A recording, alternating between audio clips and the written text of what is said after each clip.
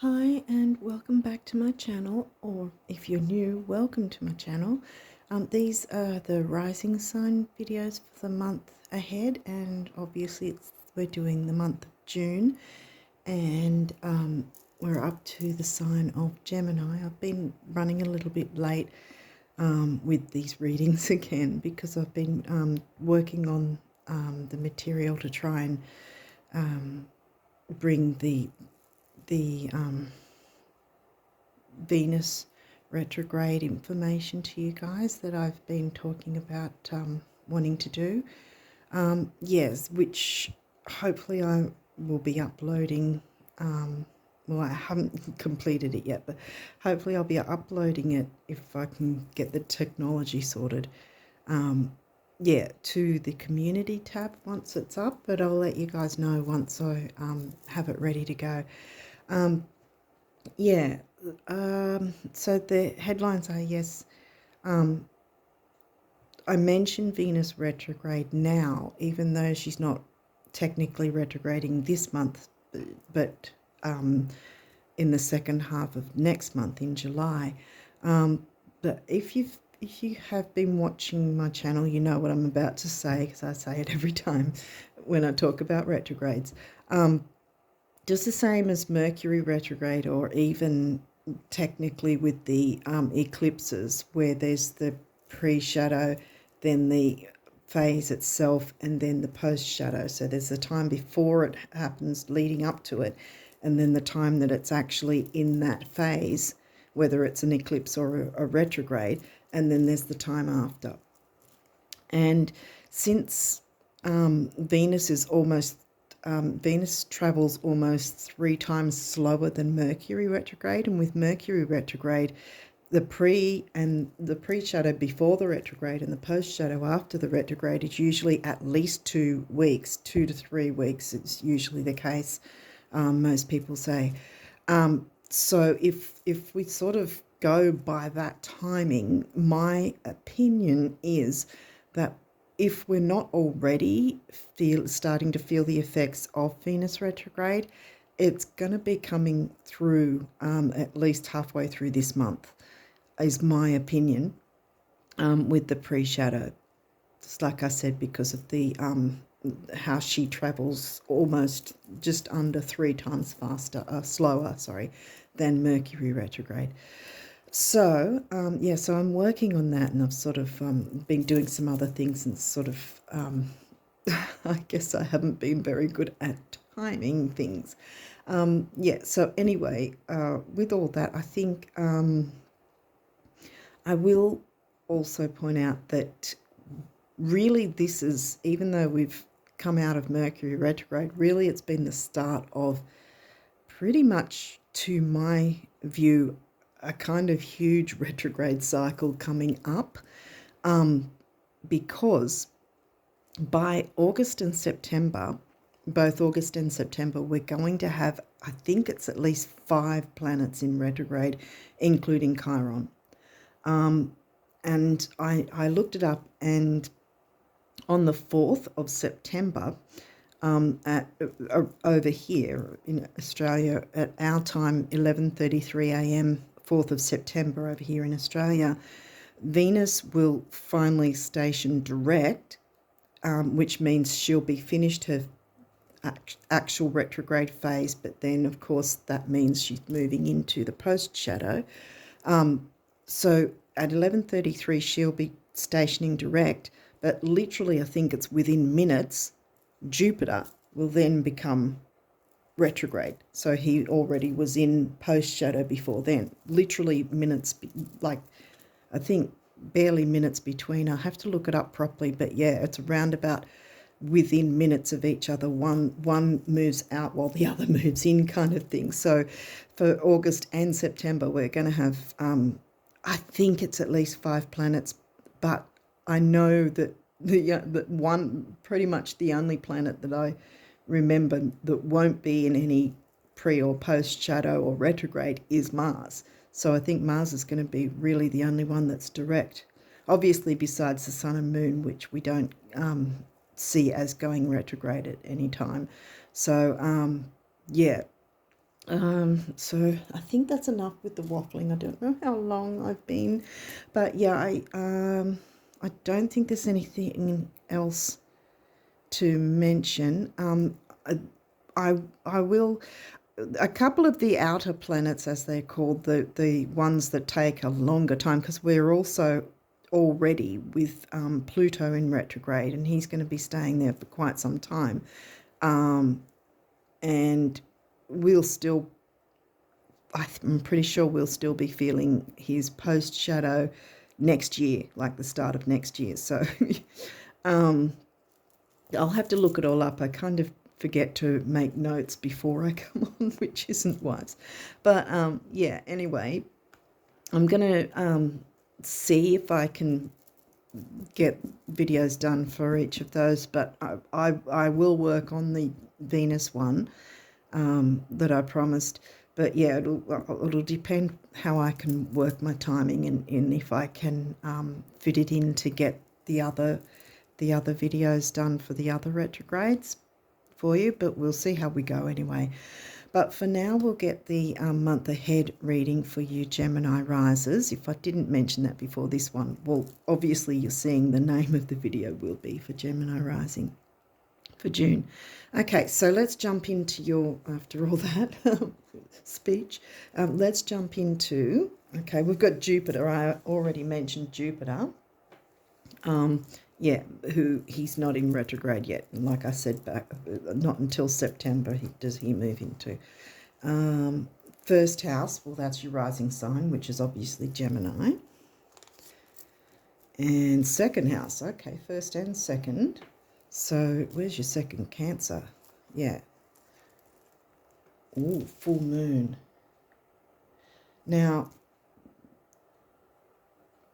I don't know, when I upload this, the full moon may have already happened by the time this is uploaded.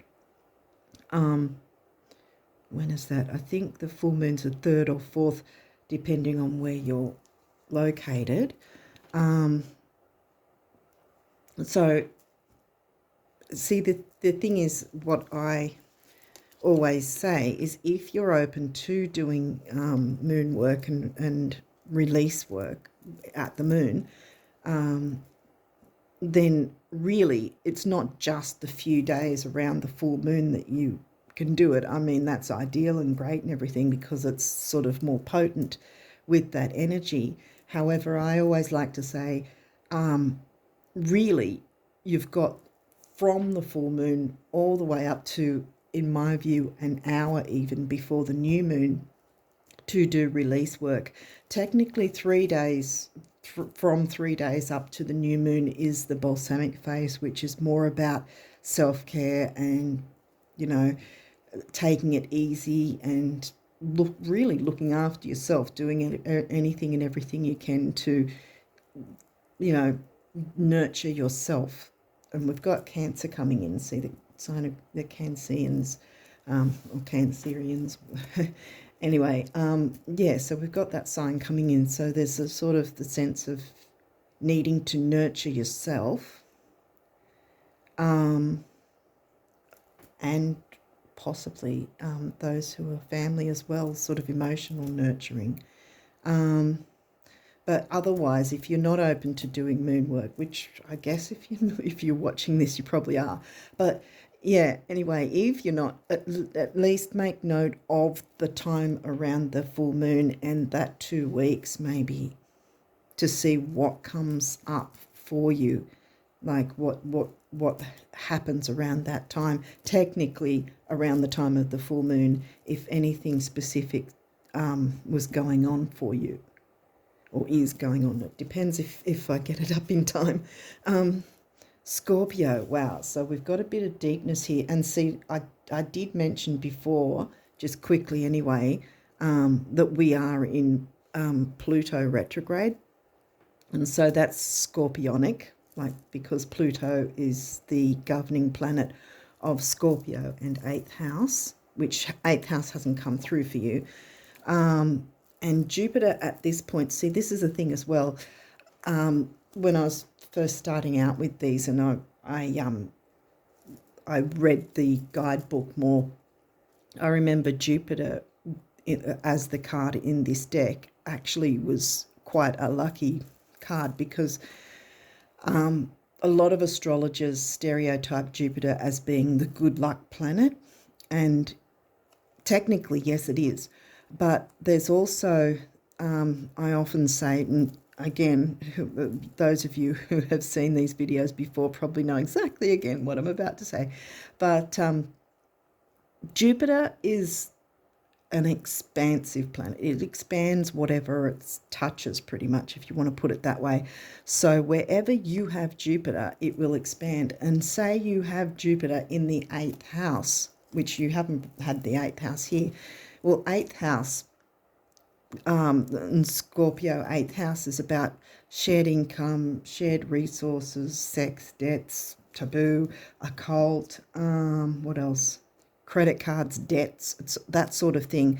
So if you put it in that context and you go, okay, Jupiter's such a lucky planet, I'm not dissing Jupiter, but I'm just sort of trying to point out, if you put it in that context and say Jupiter's in your 8th house with all those things, and you're perhaps, say you're wanting to be autonomous and go branch out on your own, but Jupiter's expanding your 8th house, that's not going to be lucky for you. You're not going to see that as lucky, because it means by Jupiter expanding those things, more of it's going to happen, like more having to share resources, more debts might come in, that sort of thing, things that you don't want, for instance.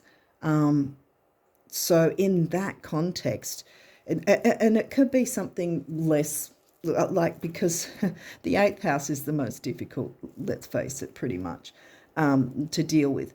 But say Jupiter was in your 10th house, but you wanted to start a family, or be, you wanted to spend more time with your family, that maybe you've been doing too much work or something like that.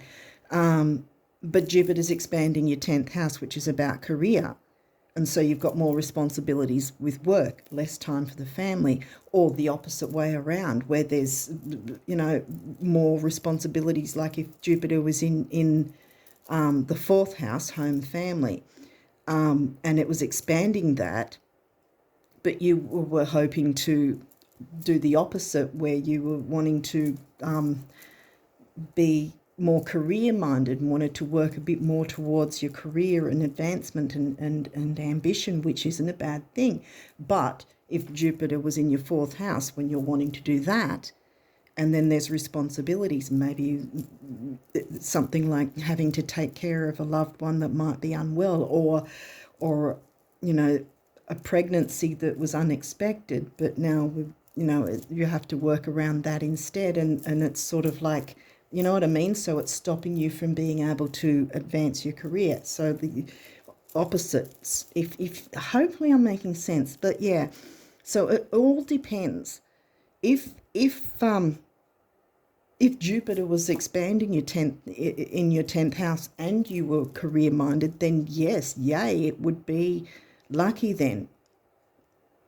So it just really depends on your own desires, I guess, what you're wanting to go towards, and whether it's in your favor in that sense. And if it's not, then how to work with it. But generally speaking, in this deck, Jupiter is a lucky card. So we're looking at it that way. So I just wanted to explain it sort of as a, so that it's not stereotyped, because it's great if it's lucky, but it's not always that way for everybody, and that's why, because it all depends on what you're wanting to go for, what your ambitions or goals or wishes are, and whether it's working with it or not. In this case, again, I'm coming back with, you got lucky luck here. Sorry, I was sort of stuck on my word for a minute. Luck, okay, luck is coming in here for some reason. So you've got your 1st house, which is how the world sees you. Obviously, your rising sign, Gemini rising. So how the world sees you, the first cab off the rank, so to speak, that what the world sees from you. So your reputation is here, and money and self-worth is what I always narrow down the second house as. And it's money and self-worth in the sign of Cancer. You're Gemini, so there's these two signs are prominent. You've got Scorpio here. Where's Scorpio for you? 6th house. Okay, so we are talking about money, duty, service.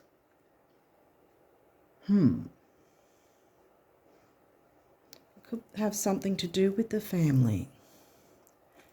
And full moon, yes, full moon's about releasing, but here's the thing, it's not always a negative thing, because it could just be releasing certain dynamics within something that will then help bring in the luck to move things forward in the way you want. Because see, here's the polarities in that sense, that there's the luck, but there's some releasing needing to happen. And Scorpio, like I said, is Pluto governed, so it's Scorpio in 8th house, so quite intense. Scorpio's in your 6th house, so that's Virgo themes. So you've got Taurus themes under the sign of Cancer for you in your 2nd house, which is actually, Taurus is the opposite sign to Scorpio, because Scorpio's, like I said, about all the shared resources and that sort of thing. So there's definitely something about money. And I think there's some sort of dynamic, I want to say. Like I said before, there's some sort of dynamic. It might be looking at the budget a bit, but it is good luck though. See, so it might be a bit about looking into the budget to see where there might be some loopholes, or maybe where you can sort of save some money, perhaps. Somehow, but I also have the feeling that there's some money coming in, because we've got Jupiter here as well. So I think if you maybe look at your budget, if you can, and see if there's anything you can tweak in the meantime until Jupiter comes along with your good luck for your 2nd house and the shared resources. I think that's what we're looking at. We'll see what else comes through. 4th house, well, like I said, 4th house is Cancerian themes. Your home and the roots of your being. Well, these, like I said, Cancerian themes. 4th house isn't Cancer. 4th house for you is Virgo. And look, here we go again. 6th house is Virgo themes, and it's covered with Scorpio. So hopefully you can see that. I don't know if I'm squeezing it all in. The moon, well, bam, we've got the moon again. And the moon is the governing sign of Cancer. So here we've got Cancer in the 2nd. 4th house is Cancer themes. Cancer ruled moon. The moon is ruled by Cancer is ruled by the moon. Cancerian sign.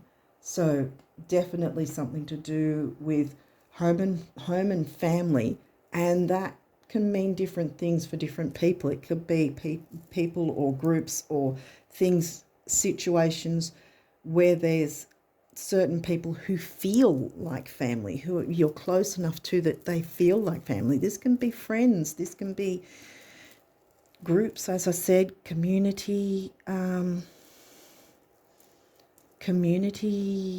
organizations even, that because yes, you're Gemini rising. We'll see if any more of that comes through, because Gemini is opposite to Sag, where Gemini is about local and the neighborhood and siblings and all that sort of thing. What else have we got? Venus. Well, I already mentioned Venus is heading towards retrograde, which doesn't need to be feared. You know, the retrogrades don't need to be feared. They're about tweaking and moving things around, because Venus is the ruling planet of Libra and Taurus, and you've got Taurus themes of second house, and this says love. And yeah, I think it's going to be something to do with people that you're close to, that you care for. You've got Jupiter here in this context is giving you good luck, which is great. And I think the full moon's just asking you to, because this, again, if I didn't say it before, I think I already did, but if I didn't say it before, not just a few days of the full moon, all the way up. Yeah, I did say it. Yeah, you can, this almost 2 weeks you've got to work with the full moon energy to have a look into where perhaps you might need to tweak things, which technically is releasing, in that it might be releasing a certain dynamic that wasn't working well for you or those you care about, or, you know, or altogether. So you've got this time to do what you can until some money comes in. I think that you're going to get some money coming in. Trine, perfect. See, and it says flow. The aspects that are the easiest are the trines and the sextiles. And you've got here the trines. So again, I was feeling easy energies coming along. 10th house. I was wondering again, because already Virgo and 6th house came through. And with career, because that's reputation, again, that's also 1st house and your rising sign, Gemini. And so in that sense, your 1st house can be about reputation as well, because it's how the world sees you. 10th house is a career and ambition, which isn't a bad thing. It's funny that I mentioned when Jupiter came through about the polarities between 10th and 4th house and home life and work life, you know, career and home life, and balancing the opposites, because you now have both really, because you've got strong Cancerian themes coming through, and you've now got the 10th house, which is Saturn ruled and Capricorn themed. 10th house, what's in your 10th house? Pisces is in your 10th house.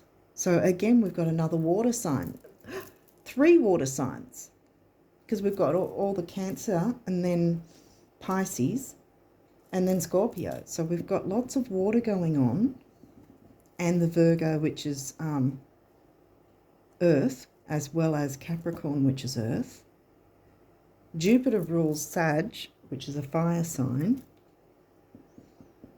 and you obviously having rising sign as air. So again, we're kind of having a little bit of all of it. Now these, you didn't get too many cards actually compared to the others, so I might just slide these across so it's not squeezing in so much now, perhaps. Sorry about that. Yeah, because another one of the readings had a stack of cards, and yeah. So anyway, this particular deck can have reversals. So if they do, we'll run through that. I'll walk you through that anyway. Let's check it out. Collaborate, Aquarius, collaborate. Another air sign like you. Yeah. And it's Aquarius is often confused because it's the water bearer, but it's not a water sign, it's air. And yeah, so this says collaborate. So it's definitely you, like I said, shared resources, coming together, working together. And it's definitely got something to do with money and career, because sometimes the career can actually, in fact, bring rewards for the family, you know. It's not always work till you drop kind of thing. And if you're doing something you love, it's never going to seem like it's work as it is, or a chore. But yeah, there's definitely working with others. Leo, so here's the other fire sign here. Well, we haven't got Aries yet either. Shine. So whatever's going on, allow yourself to shine. These are upright, by the way, if I didn't explain it. We haven't yet got any reversals. So this is saying shine. So whatever it is that you want to do, let yourself shine, let yourself be seen, let yourself be a part of it, involve yourself, collaborate with others, because I think this is, yeah, it's got something to do with your 10th house, 10th and 6th house. In astrology, if someone's looking for a career reading, the astrologer will basically be looking at what's going on in your 10th and 6th together. You know, to give you a career reading that way. And you've got 10th and 6th here already. The Virgo and Capricorn things. What's this one? Transits, climate. Yeah, all upright. So whatever it is, be open to collaborating with others, because that's going to bring in the luck. And it's going to, in some way, it's going to be supportive for either your family or those who feel like family, whether it's collaborating for a cause, collaborating with others in some sort of group, or literally collaborating with friends, family. It's just because Cancer, moon ruled Cancer, is all about emotional security, and this is very there. Although we do have some fire here and some air, with obviously you are an air sign with your rising sign, but I think it's basically emotional security will come for you and those you care about by collaborating in some way. Chances are you already know, or you've got an inkling as to where you want to go, or what you're wanting to collaborate with or about or for. Yeah, and we started, like, that was the first card. And yeah, transits. So it's transits, meaning that the planets, as they're moving, where they're moving, and because they're constantly on the move, obviously. Our birth chart is a snapshot of where they were at the minute, second that we were born, and the location. So obviously everything is transiting, like the moon transits into different signs and so on and so forth. And Venus will be retrograding into the sign of Leo, actually. But I don't think she's moved into the sign of Leo yet.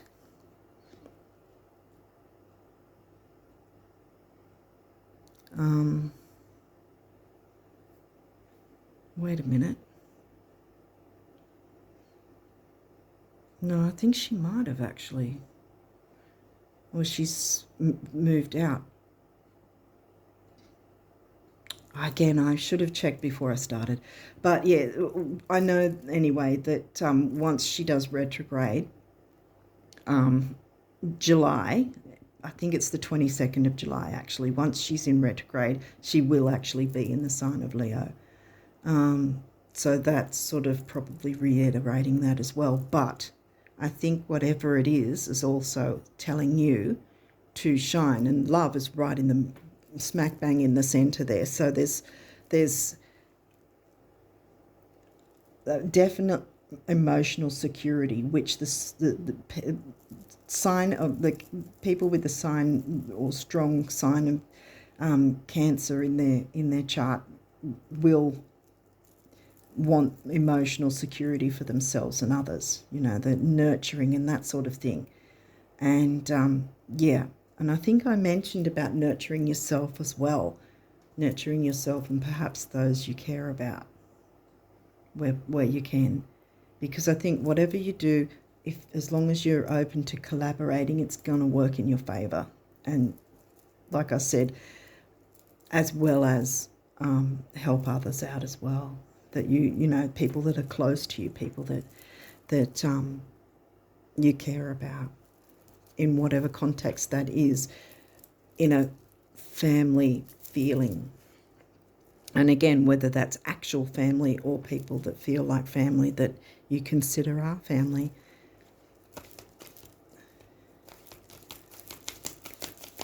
Okay, so let's see what the numerology has to say for you guys for the month of June.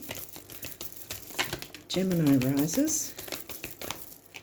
So any other messages? Oh, gosh, okay. Okay, we're done. All right, what did we get here? Oh, wow, wow, okay. You've got quite a few here. All right, the first one that came up, leadership, leading. Look, see, we've got Leo the Lion, 10th house, which is Saturn ruled and Capricorn themed, even though 10th is in Pisces. Yeah, a lot of beauty, a lot of spirituality, a lot of emotional security. It just has a beautiful vibe to it, actually, guys. I think that you're going to really, really have a nice month in June. I think it's just going to be really lovely. Just a lovely vibe.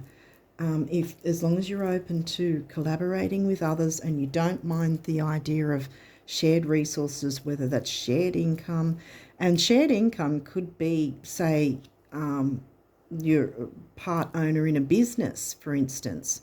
Obviously, if there's 2 or more owners, then 2 or more people are sharing the resources together, that sort of thing. And the fact that you've got the Jupiter card here, it's only going to be bringing luck for you. This is really lovely. And it's really going to give you and others emotional security. And like I said, leadership, taking the lead. You've got Leo and Capricorn, and they're really both 2 very good signs to have if you want to tap into those energies to take the lead in something, to be the leader. And that's not always you know, a difficult thing. Lead with love. See. Now we've got 8, which is stability and money. 1 is, I always say, emotional vitality, and what else is it? It's emotional vitality, and well, in a way, it's about leadership as well. That keeps coming into my head. That's what I've got swirling around at the moment, that there's something you're needing to take the lead in. And 8 and 1 together is 9, which is big beginnings and big endings. Not necessarily a scary thing. And if you've never been in a leadership role, it can be a bit daunting and scary. But I think that you're going to do well. I really think, because the energies here are just really, really, really beautiful. So I think don't be afraid. Jump into it, because you've got it. You've got the ability to do that, to take the lead, and you'll do well. Yeah, emotional vitality is 1, but what else? I know it's something else. Self-empowerment, really. And you can empower yourself as well as others. And see, the red is the root chakra, which is again about self-worth. 2nd house, money and self-worth, Taurus themes. Then we've got creativity. Well, yeah, you can be creative, and Leo is the creative sign as well, ruled by the sun. And the yellow, you know, that's your sacral chakra, I think, is it? Or is it solar plexus? I think it's your solar plexus, creativity. 3 is action, activity. It's also communication, And 3 is third house. And where's third house? I think I don't need to ask you guys, is Gemini. Gemini themed communication. Then we've got nature. So yeah, there might be you can tap into nature as well, to help balance any energies leading up to, because I think that again you'll really feel the energies once the new moon hits in the second half of the month. When would that be? Around about the 20th, somewhere 20th-ish of June. Yeah. So yeah, if you're feeling you need a bit of grounding, for instance, we all do from time to time, and especially now with all the full moon energies. But yeah, if you can get out in nature or connect with nature in whatever way you're able to, I think that'll be another way to bring in that peaceful vibe while you're working with the full moon energies at least. Now we've got 7, which is often known as the lucky card. It's also known in numerology as the mind and creativity. 4 is the builder. 7 and 4 is 11, master number of service. And yeah, so you can be of service to others by taking the lead and collaborating. You can take the lead and collaborate at the same time, and be a kind leader as well, because they're the best leaders, are the kind leaders. What else? Financial discipline. That harks back to what I was saying earlier about working with the full moon, in that while you're waiting for other rewards and money to come in with Venus and the Taurus, second house. And while you're waiting for that, work out where you can make some adjustments or tweaks to your advantage or the advantage of the group, or however, in whatever way it comes through for you. So yeah, financial discipline. And we've got pink and green, heart chakra colours. The builder, stability and money. 4 and 8 together is 3. Communication, action, activity. So there's definitely something to take action on, as well as being a leader. Self-discipline, well, being a leader, that you will need that. Again, the builder, and then we've got the personal power and emotional vitality. I think that's where I got stuck before. It's the personal power. For some reason didn't come through until now. But yes, it's part and parcel. And I get why now, because the Leo sign, the Leo and really Capricorn themes, that the Leo sign, they're quite, what's the word for it? They've got personal power usually. If you're not looking at all the other aspects in a chart, if you're just specifically looking at the Leo sign on its own, they're quite dynamic. They've got personal power. They get out in the spotlight. They don't fear the spotlight and being on show and taking the lead and so forth. And yeah, so that's probably where I've come out with personal power now, to jump on top of the Leo sign. So yeah, so again, that will take a bit of self-discipline that way, and self-discipline with financial discipline. So there is some discipline of your own that you'll need to work with, and I really feel that you're not going to have a problem with that. And last but not least, spirituality. And look, we've got a master number here, and it's purple, which is pretty much the crown chakra, and 7, mind and creativity, doubled. So this is going to be, again, see, with the collaborating, mind and creativity, you're going to not be working alone. You're going to be collaborating with others. So mind and creativity doubled, and then 2 7s comes to a 5. And the number 5 is freedom.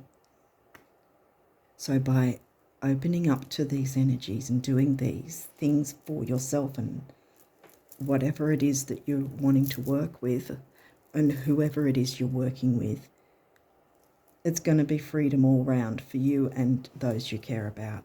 It's going to bring freedom, and there's going to be something to do with money coming in as well. Oh, this is fantastic. This is beautiful. Okay, let's see what the universe wants you to know about abundance. I think we've already got, okay, you want this one as well.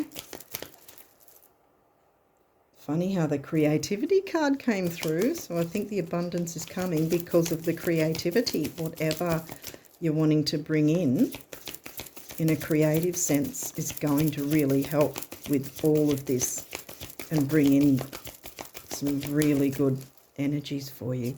Is there any other messages? Oop, I saw one flip. This guy. Is there any other notes from the universe? Okay, I don't think so. I think we're done. So I'll pop this back. So we'll go as they came. I think this is the way they came through. But yeah, you saw how it flung that creativity. So I think that again, and it's on top of the love, which was again bang in the middle. I think whatever you're going to create with others is going to be created with love, and you're going to get the benefits as well as others from it. It's absolutely beautiful. I'm just getting a really beautiful energy from this. Okay, so this one, don't know if you can see it because the camera doesn't really focus very well, the phone. Anyway, I'll read it off camera. Hopefully you can still see it from there.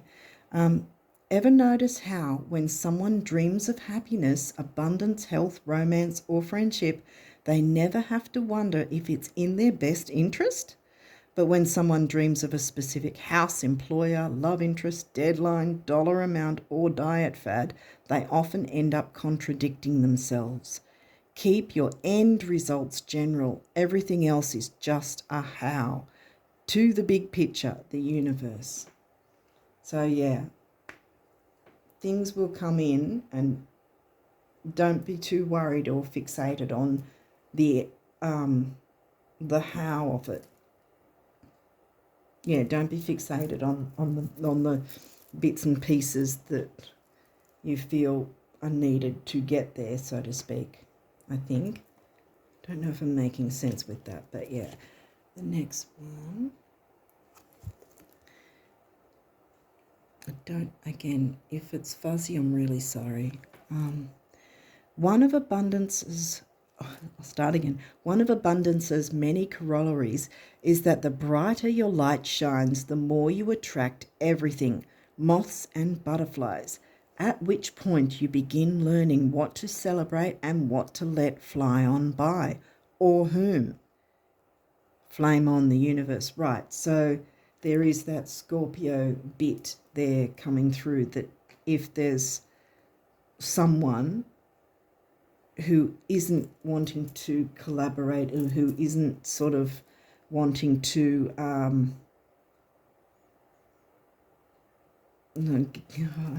was going to say get with the program, but I think that's a little harsh. If there's someone who's sort of in a way maybe sabotaging or not wanting to pull their weight maybe, or not supportive in a sense, let them fly on by, and just you focus on bringing in through these energies for you and those you care about. We can't be all things to all people, so if there's anyone like that who's not supportive, yeah, don't fixate about that. Just let them do their own thing, and you just concentrate on all these great energies that are coming in for you and those you care about. Oh, and look at this tree. Look at the growth that's going to happen for you. Wow. Okay. The best thing about every financial meltdown, global or otherwise, is learning that whatever was lost can be recreated, exceeded, and made better than it was before. Hold on loosely, the universe. Yeah.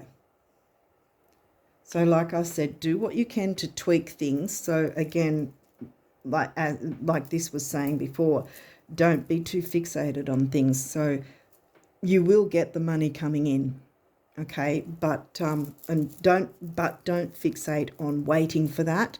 In the meantime, sort what you can out so that while you're waiting for this to come in, that you're getting yourself in position. You know, you're taking the lead. You're collaborating with those that are supportive, that are, you know, I often use the term balanced reciprocation. Whoever is, you know, wanting to work with you, whoever is wanting to be supportive of the cause, I want to say, or whatever it is, you'll know who the moths are and who the butterflies are, who you need to let fly on by, and the butterflies that you want flying around to make things more beautiful. Venus, remember, was right in the middle. Okay, so being the, you know, love and luxury and all that sort of, oh, okay. Oh, okay, we've already started. Guardian angel messages. Wow, they wanted to jump on through, didn't they? So any other messages from the guardian angels? Yes. Well, there's a lot of the greeny, teal coloured ones. Wow. I'm going to read that one first, even though it was the last to come out. Because I think, although it might be good to finish on it too, I'll just see. Okay, but I'll read it first anyway and we'll see. Judgment. Let go of your fear of being judged. Get out there and take the lead and collaborate. You are good enough.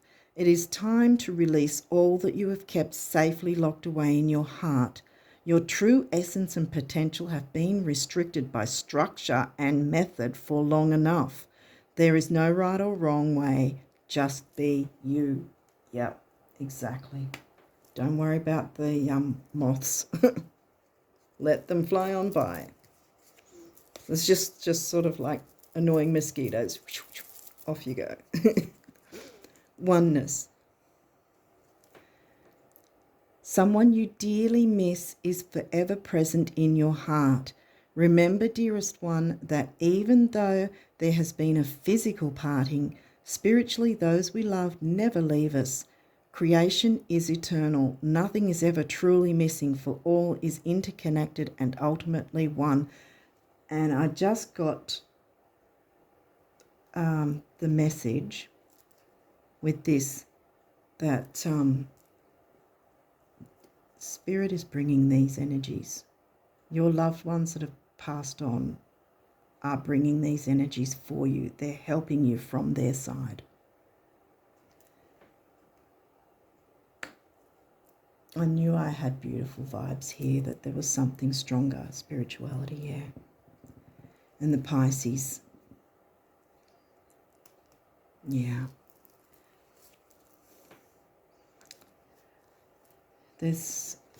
You've got some loved ones passed on that love you dearly and want the best for you, and they're manoeuvring things from their side to make these beautiful things happen for you. Intuition. Well, here we go with the Pisces, Cancerian intuition.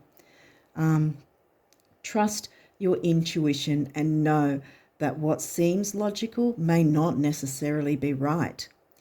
The answer to your question lies inside your heart. Endless possibilities exist for you. Stop trying to work it all out and feel your way through. We, your angels, will guide you. Trust your feelings. What feels right is right. Okay, so courage, Leo the lion, courage. Dare to be different, to make mistakes. Create, we got the create, didn't we? Create, for it is in creation that you exist. In this world of dreams that stem from the eternal heart, you are one with all creation. All is possible. Go forth and be true to yourself, for it is only through being true to you that you can be true to others. Yeah, exactly. And what I didn't mention as well, because I'm being asked to mention this as well, it's not just your loved ones that are pulling strings from their side, it's your guardian angels too. Action. Drop all fear and just do it. You have the power to create and be whatever you truly want. Look inside your heart and take positive action in those things that bring you closer to achieving your desired goals. Nothing can stop you except your own fears.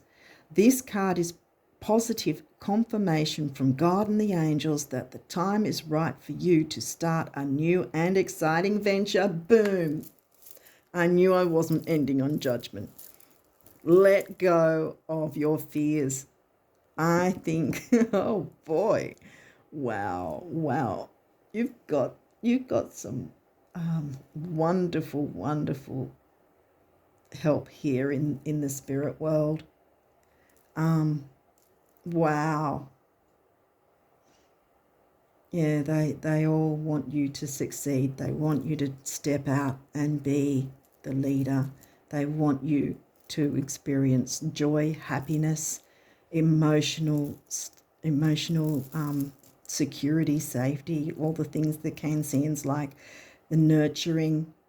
There's such a strong nurturing vibe in this, even though there's all the Capricornian leadership thing. Whatever is in your heart, whatever is going on for you, whatever you're thinking about, here's your answer. You've got it in spades. I want to say, oh, wow. Yeah. So I really wish you all the best of luck with this, and I really hope you tap into all these energies because you have so much backing in the spirit world. It's phenomenal. It's wonderful. So know that you're not alone. You're not doing it alone. And don't fear. Step out and take that lead. Collaborate with others, and it will bring in some wonderful financial rewards as well as emotional rewards and spiritual rewards. Wow. Yeah. And of course the little bit of discipline in the lead up to the new moon especially. But yeah, you're going to have a wonderful time. I think it's just beautiful energies. Thank you for letting me read your cards. Okay. With that, I wish you all the best of luck for June. And until next time, bye for now.